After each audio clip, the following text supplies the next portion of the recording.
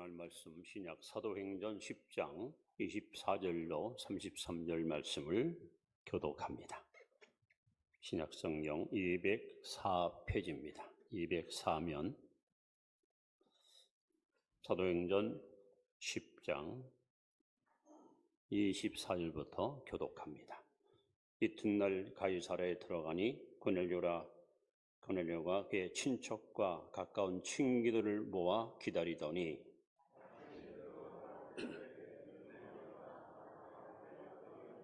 베드로가 일으켜 이르되 일어서라, 나도 사람이라 하고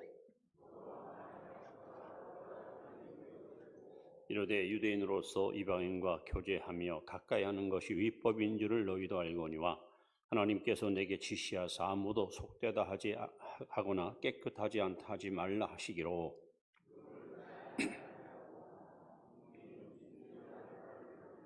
고넬료가 이르되 내가 나흘 전 이맘때까지 내 집에서 제9시 기도를 하는데 갑자기 한 사람이 빛난 옷을 입고 내 앞에 서서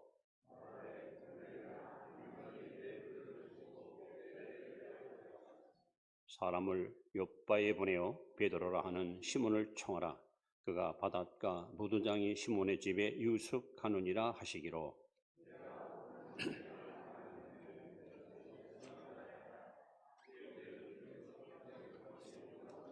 듣고 다 하나님 앞에 있나이다. 아멘. 충분하시 바랍니다. 한 번 더 합니다. 성령의 열매를 많이 맺으시기 바랍니다. 오늘은 성령 강림 주일입니다. 성령님이 오셔서 교회가 탄생한 의미 있는 복된 주일입니다. 여러분, 하나님은 말씀으로 만물을 창조했습니다. 예수님은 말씀이 육신이 되어 우리 가운데 찾아오신 바로 창조주 하나님이십니다. 예수님은 하늘로 가시면서 우리에게 성령이 임할 것을 약속했고 성령께서는 영으로 오셔서 교회를 세우시고 우리를 구속하시고 여러분과 저를 하나님의 백성으로 불러서 아름다운 믿음의 공동체를 이룰 수 있도록 오늘까지 우리 끌어오셨습니다. 오늘 성령 강림을 맞이해서 역사의 현장이라는 제목을 가지고 함께 은혜를 나누려고 합니다. 여러분 아시는 분 아시지만 나마나요시라는 이야기를 들어보셨을 겁니다. 나마나요. 이 나마나요, 과연 이것은 어디일까요? 이스라엘의 수도입니까? 아닙니다. 경제 특구입니까? 그것도 아닙니다. 그럼 군사 요충지입니까? 역시 그것도 아닙니다. 아니면 문화의 어떤 도시입니까? 아닙니다. 그냥 나마나요는 아주 작은 시골 마을, 그냥 평범한 사람이 살고 있는 그냥 순수한 시골 마을뿐입니다. 근데 거기에 사무엘이 문화생과 함께 영성운동을 일으키는 거룩한 처소가 나마나요입니다. 다윗은 시기심에 사로잡힌 사울의 칼날을 피해서 너무도 오랜 세월 동안 쫓기며 수많은 사선을 넘어갑니다. 이제는 이스라엘 땅에 숨을 곳이 없습니다. 그가 마지막 선택한 것이 자기 기름 부어서 임금으로 세웠던 스승 사무엘이 고향을 찾아갑니다. 바로 나마나요입니다. 반갑게 다윗을 맞아준 사무엘. 이젠 좀 안심이 되는구나. 여기 오니까 좀 마음이 좀 편하구나. 근데 누군가가 나마나요에 다윗이가 잡입했다는 소식을 밀고 합니다. 사울은 즉시로 군사를 파병합니다. 당장 가서 다윗을 체포하라. 반항할 시에는 죽여두었다. 그래서 군인들이 무장을 하고 나마나요로 다윗을 잡으러 달려옵니다. 근데 이게 웬일입니까?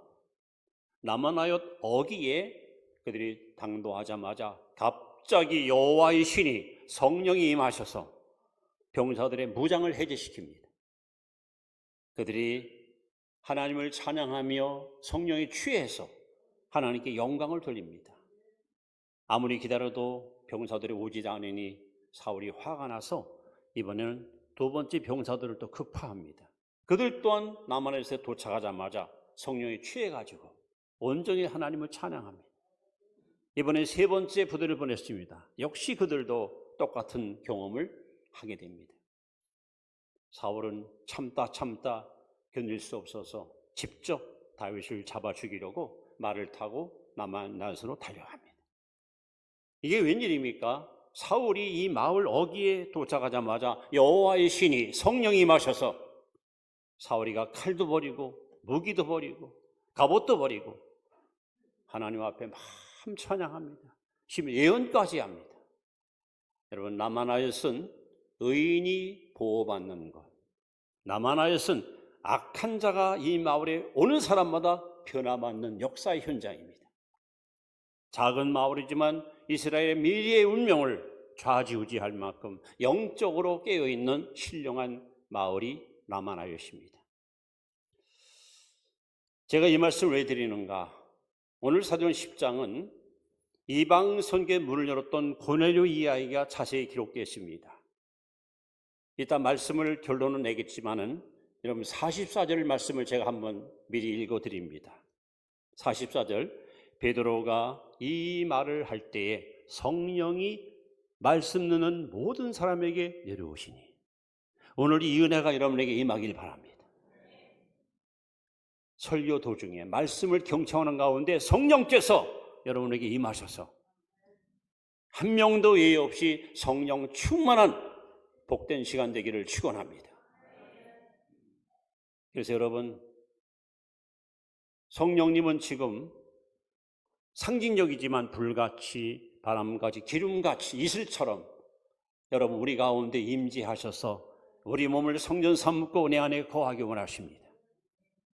오늘 성령 하나님 주일날 저와 여러분들이 다시 한번 성령으로 재무장해서 하나님 앞에 거룩한 삶을 사시고 영적 싸움에서 넉넉히 승리하시고 맡긴 사명 성실히 감당하시고 알고 신자도로 변화받아 언제 주님 오실지라도 당당하게 달려가서 영광의 주님을 맞이할 수 있는 복된 성도 되시기를 축원합니다.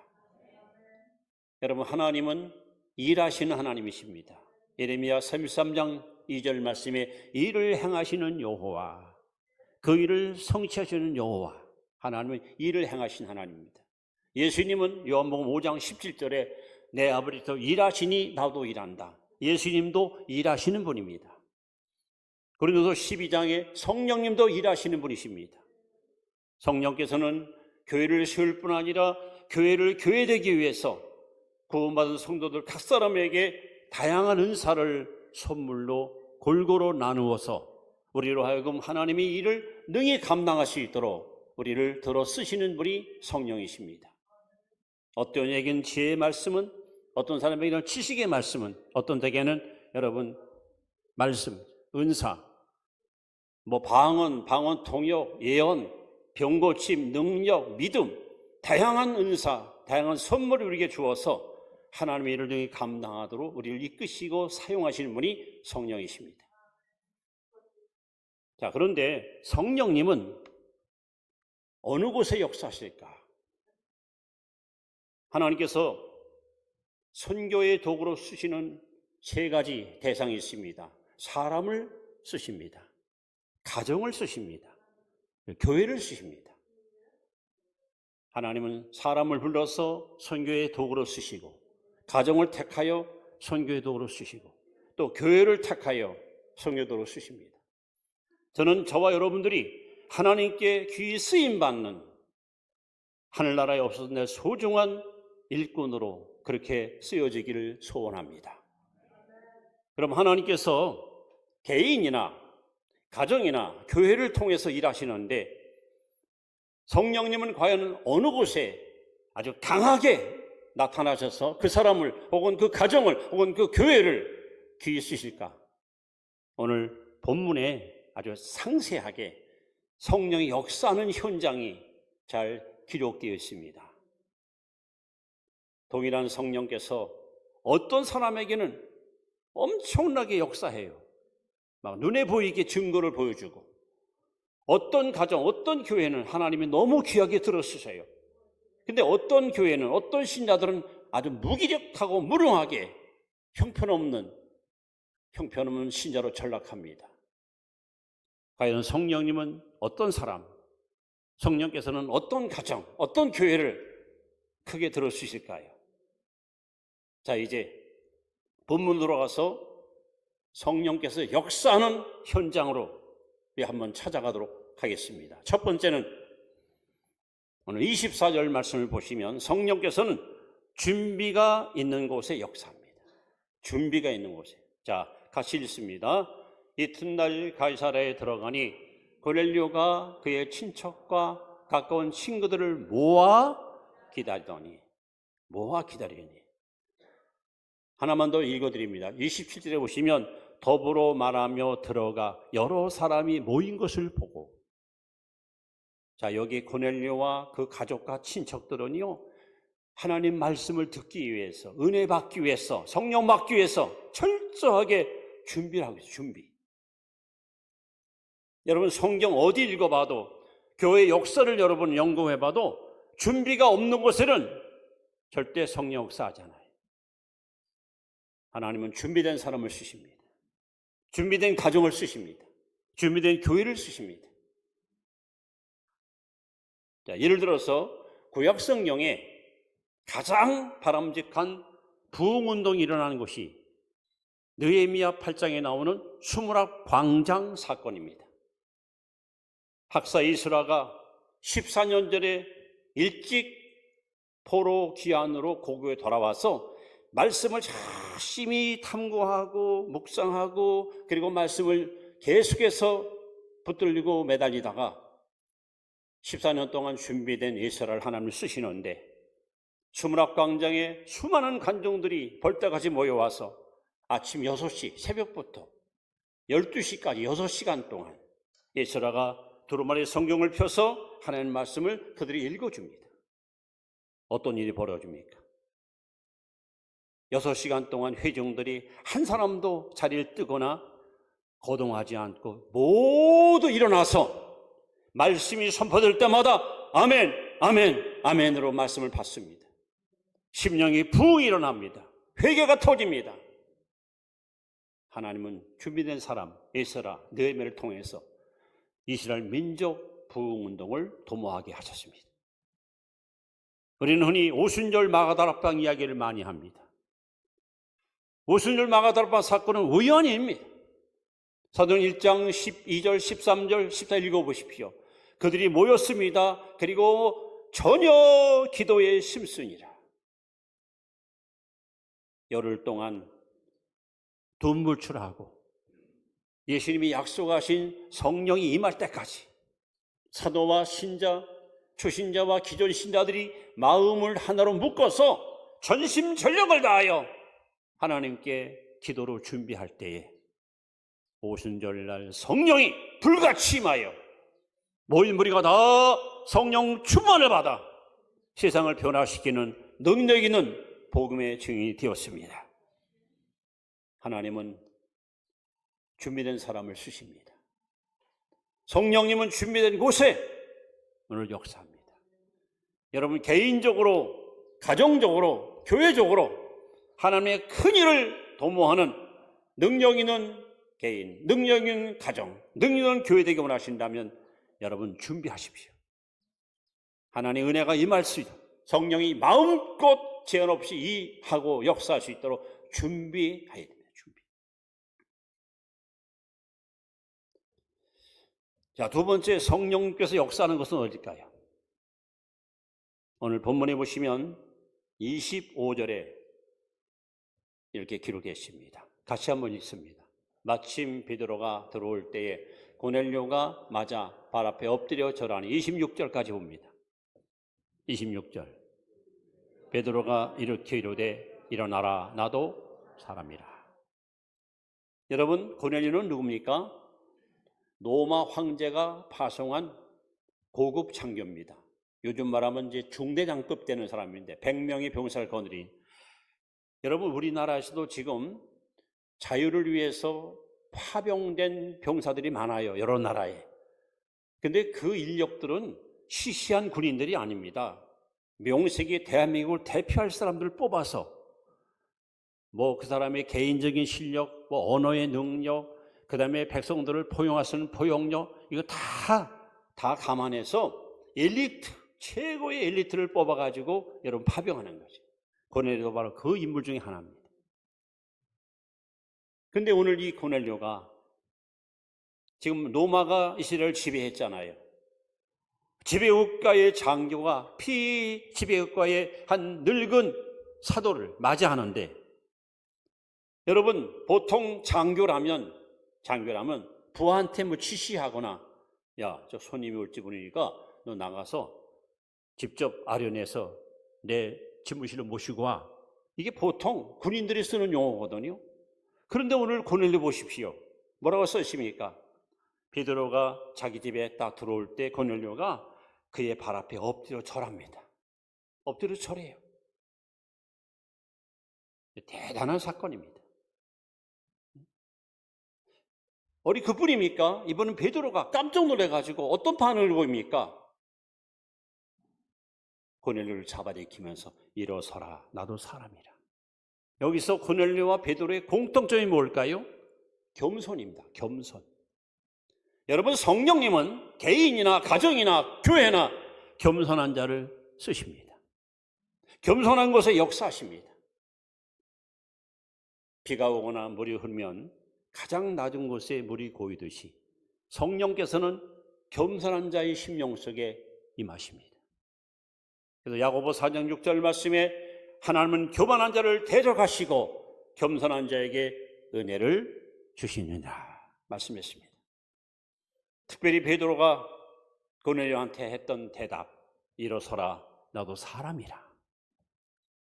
여러분, 히브리 사람들이 이 용어를 많이 사용하는데, 나도 사람입니다 하는 이 말은요, 구체적으로 이런 뜻을 갖고 있습니다. 나는 흙에서 왔다. 흙으로 가는 한 줌의 흙과 같은 존재다. 난 비천한 자입니다. 나는 실수할 수 있고 범죄할 수 있고 타락할 수 있는 연약한 존재입니다. 나는 단 한순간도 하나님이 붙잡아 주지 않으면 넘어질 수밖에 없는 의존적인 존재입니다. 이럴 때 쓰는 단어가 나도 사람이라. 얼마나 겸손한 고백입니까? 얼마나 겸손한 태도입니까? 고넬료도 겸손했고 베드로도 겸손했고, 그러니 성령께서 어찌 역사 안 합니까? 여러분, 성령 충만하게 원하십니까? 겸손하십시오. 여러분 가정도 우리 교회도 더 겸손해야 하나님께서 성령으로 오셔서 저와 여러분들을 귀하게 들어줄 겁니다. 성령께서는 지금도 겸손한 자를 찾고 있습니다. 성령은 지금도 준비된 사람을 찾고 있습니다. 준비된 사람, 준비된 가정, 준비된 교회를 통해서 성령은 역사합니다. 여러분이 정말 이 시대에 빛으로 소금으로 후회 없는 하나님의 일을 감당하기를 소원하신다면 여러분 준비하십시오. 그리고 겸손하십시오. 자, 세 번째, 성령께서는 어느 곳에 또 역사하실까? 이번에는 28절 말씀입니다. 자, 같이 읽습니다. 이르되 유대인으로서 이방인과 교제하며 가까이 하는 것이 율법인 줄을 너희도 알거니와 하나님께서 내게 지시하사 아무도 속되다 하거나 깨끗하지 않다 하지 말라 하시기로. 자, 무슨 얘기입니까? 유대인들은 아침에 눈을 뜨면 예루살렘 성전을 바라보고 엎드려 전하면서 이렇게 기도합니다. 하나님이여, 저 이방인이 아닌 유대인으로 태어난 것을 감사합니다. 여자가 아닌 남자로 태어난 것을 감사합니다. 노예가 아닌 자유인으로 태어난 것을 감사합니다. 이게 유대인 남자들의 아침 기도예요. 이방 사람하고는 상종하지 않습니다. 여러분, 마태복음 15장에 보시면 예수님께서 시돈에 가셔서 한 여자를 보고 개라고 해서 개라고 표현했어요. 유대인들은요, 이방 사람들을 사람으로 이해하죠.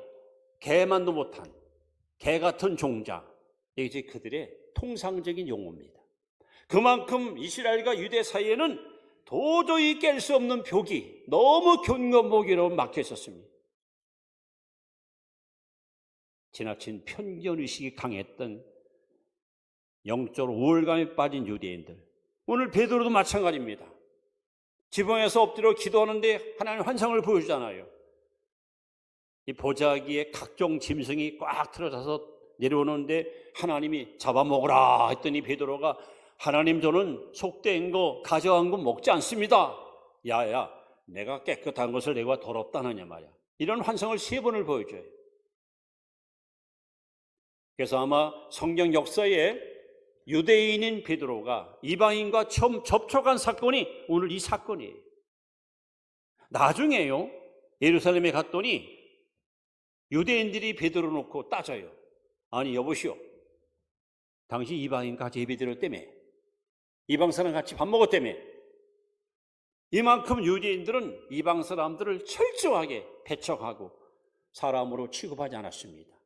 그런데 오늘 이방인 고넬료와 유대인 베드로가 함께 한 장소에서 하나님께 예배드립니다. 여러분, 성령은 이게 연합이 있는 곳의 역사입니다. 연합. 시편 133편 1절에 보시면 보라, 형제가 동거와 연합함이 어찌 그리 선하고 아름다운고. 하나님 바라보실 때에 가장 아름다운 것이 뭘까? 서로 연합하는 거예요. 서로 하나 되는 거예요. 성령은 하나 되게 하시지만 마귀는 우리를 찢어놓습니다. 우리를 분열시킵니다. 우리를 갈라놓습니다. 여러분, 연합하십시오. 가족 간에 연합하고 교우 간에 연합하고, 그래야 성령이 역사하십니다. 여러분 가정에 성령의 임재하심이 충만하게 원한다면 가족들이 하나 되어야 됩니다. 우리 교회 안에 하나님의 성령께서 강하게 역사해 원하신다면 우리 교우들이 하나가 되어야 됩니다. 연합할 때. 그래서 마태복음 18장 20절에도 너희 두세 사람이 내 이름 모인 곳에는 나도 그 가운데 함께하느니라 했어요. 하나님은 하나 되는 것을 가장 원하십니다. 아마 여러분들이 자녀를 키워봐야 알지만 형제 간에 오해하고 존중하지 않고 서로 헐뜯고 서로 험담하고 서로 물어뜯으면 아마 부모 마음이 제일 찢어질 거예요. 그러나 형제가 서로 사랑하고 존중해 줄 때 얼마 부모 마음이 행복하고 기쁘겠습니까? 성령께서는 지금도 변함없이 연합이 있는 곳에, 화합이 있는 곳에, 일치가 있는 곳에 역사하십니다. 그러니까 여러분, 부부끼리 서로 마음이 갈라져 가지고 으르렁거리고 핥히면서 성령 충만 주시옵소서, 여러분 헛고생하지 마세요. 연합하면 성령이 역사합니다. 연합하면 하나님이 여러분 역사하십니다. 예수님께서 마태복음 5장 9절에 이렇게 말씀하지 않습니까? 화평케 하는 자는 복이 있나니 저희가 하나님의 아들이라 일컬음을 받을 것이요. 성경에 누가 하나님의 아들입니까? 피스메이커예요. 화평케 하는 자예요. 우리 그리스도인들은 어디 가든지 분란을 조정하고 분열을 조정하는 일을 하면 안 됩니다. 설사 갈라진 가정이라도 연합시키고 찢어진 사람이라도 서로 이렇게 화합시켜서, 이것이 십자가 정신이고 하나님의 사랑이 아름다운 열매입니다. 이렇게 성령께서는 이렇게 화합, 연합, 일치 있는 곳에 역사하세요.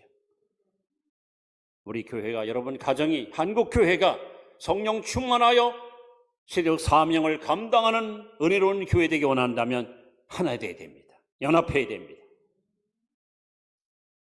마지막으로 하나 더 말씀합니다. 성령님은 어느 곳에 역사할까? 누구를 쓰실까? 어느 가정, 어느 교회를 역사하실까? 네 번째는 갈망이 있는 곳입니다. 이번에는 33절 말씀을 같이 한번 봅니다. 시작. 내가 곧 당신에게 사람을 보내었는데 오셨으니 잘하였나이다. 이제 우리는 주께서 당신에게 명하신 모든 것을 듣고자 하여 다 하나님 앞에 있나이다. 고넬료의 고백입니다. 오셨으니 잘하였나이다. 우리는 이제 다 하나님께서 당신의 명하신 모든 말씀을 듣고자 하여 다 하나님 앞에 있나이다. 지금 사모하는 거야. 갈망하는 거예요. 말씀 듣기를 너무너무 고대하는 거예요. 시편 107편 9절 말씀에 하나님은 사모하는 영혼을 만족케 하시고 줄인 영혼에게 좋은 곳으로 채워주십니다. 여러분 개인적으로, 여러분 가정적으로, 우리 교회적으로 성령의 역사하는 충만한 삶을 살기 원하십니까? 여러분 갈망하십시오. 사모하십시오. 아까 우리 부른 찬송처럼 가물어 메마른 땅에 단비를 내리시듯, 정말 메마른 땅에 단비를 사모하듯 우리가 그런 심정 갖고 하나님께 사모할 때 하나님 만족한 은혜를 우리에게 부어 주실 것입니다. 우리 성경에 여러 교회가 등장하지요. 그런데 놀랍게도 데살로니가 교회, 사도 바울이 3주간, 석주간 머물면서 잠깐 복음을 전했을 뿐이에요. 근데 이게 웬일입니까? 이 교회가 너무 소문이 좋은 거예요. 너무 칭찬받을 만한 교회 됐어요. 도대체 비결이 뭘까요? 보통 1년, 2년 머물면서 열심히 사역하고 열심히 가르쳐야 교회가 제대로 쓸 텐데, 아니 3주간, 석주간 머물면서 잠깐 몇 사람한테 복음 전해놓는데 이 교회가 이렇게 놀라운 소문난 교회, 믿음의 역사, 사랑의 수고, 소망, 인내가 충만한 교회 됐어요. 그 비결이 바로 데살로니가서 2장 13절에 이렇게 기록되어 있습니다. 내가 너에게 나아가서 말씀을 전할 때 사람의 말로 받지 아니하고 하나님 말씀으로 받았느니라. 이 말씀이 민자 속에서 역사하느니라. 여러분 이 시간 제가 하는 설교를 사람의 말로 받지 마시고 하나님 말씀을 받으십시오. 이 말씀이 여러분 속에서 반드시 역사하십니다. 왜? 하나님 말씀은 살아있습니다. 운동력이 있습니다. 누가복음 1장 37절 말씀에 대저 여호와의 모든 말씀은 능치 못하심이 없느니라. 예수님께서 요한복음 7장 37절에 명절 끝날 곧 큰 날에 예수께서 외쳐 가라사대 누구든지 목마르거든 내게로 와서 마시라. 나를 믿는 자는 그 배에서 생수의 강이 흘러 넘치리라. 누구든지 조건이 없어요. 아이건 어른이건 초신자건 기존신자건 누구든지 은혜 받을 수 있습니다. 단 한 가지 조건이 있다면 목마르거든. 똑같이 와서 교회 와서 예배드리는데 누가 은혜 받습니까? 갈망하는 사람 받는 거예요. 사모하는 사람이 받는 거예요. 여러분 개인이나 가정이, 이 교회가 하나님께 귀 쓰임받기 원하고 성령 역사가 원한다면 여러분 갈망하십시오. 갈급합니다. 하나님, 제 심령이 메말라 있습니다. 제 심령이 심히 허탈합니다. 말세락한 느림이 성령을 내게 물부터 부어주셔서 내 심령이 새로워지기 원합니다. 여러분 이런 갈망을 가지고 기도해 보십시오. 하나님께서 내 입을 넓게 하라 내가 채우리라. 반드시 채워줄 줄 믿습니다. 보십시오 여러분, 이렇게 고넬료가 준비를 하고 준비가 되어 있어요. 은혜 받을 준비, 예배 드릴 준비. 엎드립니다. 얼마나 겸손합니까? 자세가. 이방인과 유대인이 같이 예배 드립니다. 화합합니다. 그리고 말씀을 듣고자 하나님께 있습니다. 얼마나 갈망합니까? 그러니까 오늘 결론이 그거합니다. 다시 44절 뭐라고 써 있습니까? 베드로가 이 말을 할 때에 성령이 말씀은 모든 사람에게 내려오시니 할렐루야. 오늘 여러분에게 이 은혜가 임하기를 바랍니다. 고린도후서 6장 2절에 보라 지금은 은혜 받을 만한 때요 보라 지금은 구원의 날이로다. 바로 이 자리가 주님 만나는 자리, 이 자리가 성령으로 충만한 자리, 이 자리가 여러분 갈급한 심령 속의 은혜가 넘치는 자리가 될 줄 믿습니다. 굳이 가서 안수하고 금식할 필요 없어요. 이렇게 준비만 되면, 여러분이 갖추기만 하면, 요건만 충족하면 성령께서는 제한 없이 지금도 역사하십니다. 오늘 성령 강림주를 맞이해서 여러분 개인과 여러분 가정과 우리 교회가 언제나 준비가 있고 겸손이 있고 화합이 있고 갈망이 있을 때 성령께서는 여러분을 들어 쓰실 것이고 여러분 가정을 축복할 것이고 이 교회를 통해서 큰 일을 반드시 행할 것입니다. 술 취하지 말라. 이는 방탕한 것이니 오직 성령으로 충만함을 받아라. 성령의 지배를 받아라. 성령의 통치를 받아라. 여러분, 우리 모두 성령 충만해서 이 시대를 변화시키는 그런 능력 있는 증인으로 살아갈 수 있기를 주의 이름으로 축원합니다. 축원합니다. 기도하겠습니다.